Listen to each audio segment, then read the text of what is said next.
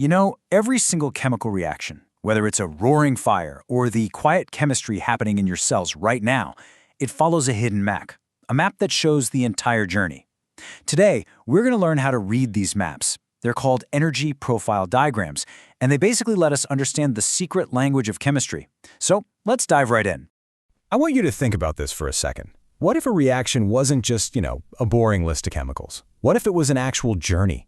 A path from a starting point, up and over an obstacle, and onto a final destination.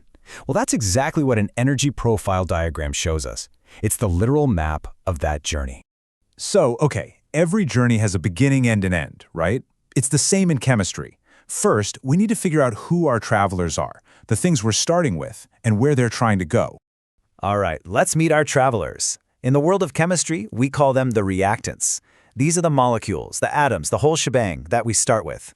Think of them like hikers at the base of a mountain, getting their gear ready to start the big climb. This is square one. And of course, every hiker has a destination in mind. For our reactants, that final goal is called the products. These are the totally new substances that are formed after the reaction is all done.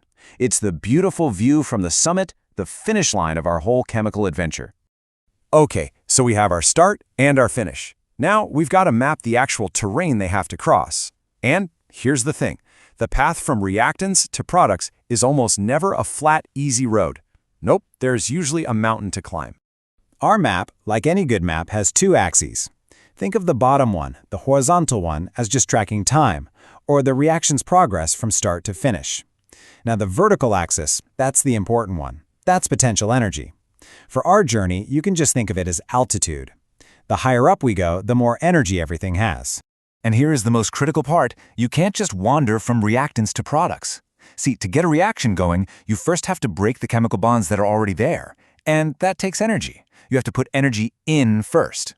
That initial investment of energy, that's the mountain our travelers have to climb.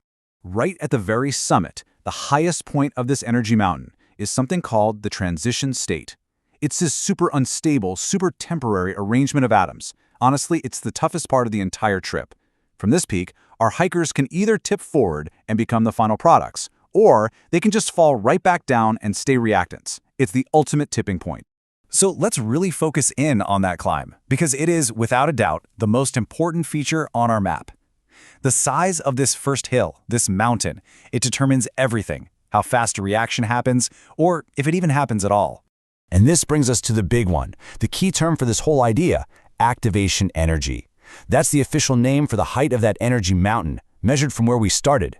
It's the bare minimum amount of energy you have to pump in to get the ball rolling. You can think of it as the price of admission for the journey. So it's pretty simple, right? If our map shows a massive, towering mountain, that means we need a huge activation energy. The climb is going to be really long and really difficult. And in chemical terms, that translates to a very, very slow reaction. But on the flip side, if the map just shows a little hill, then the activation energy is low. The climb is easy, it's fast. And that represents a really quick reaction, one that might even look like it happens instantly. So we've talked about the climb to get things started, but what about the journey as a whole? Once you actually get to your destination, are you standing at a higher altitude or a lower altitude than where you began? This tells us if the reaction releases energy or has to absorb it. Well, there are two basic kinds of journeys. If our products end up at a lower altitude than where they started, it's an overall downhill trip.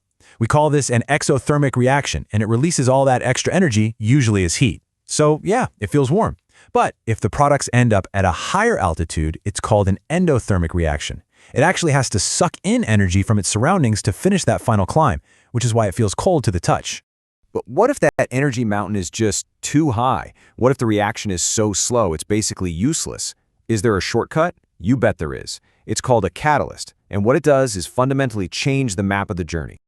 Okay, so here's how it works. A catalyst is like an expert mountain guide. It can't just magically teleport you from the bottom to the top, but what it can do is show you a secret path, maybe a tunnel that goes right through the mountain that has a much, much lower peak. It gives you an alternative route with a lower activation energy, making the whole journey way faster. Now, this is absolutely the most important thing to remember. The catalyst is just a guide. It doesn't change your starting point, and it doesn't change your destination. That overall energy change, whether the trip was ultimately uphill or downhill, stays exactly the same. All a catalyst does is lower that activation energy mountain, letting the journey happen a whole lot easier. And that is the real power of these diagrams. They're not just some boring graphs on a page, they are strategic maps for chemists.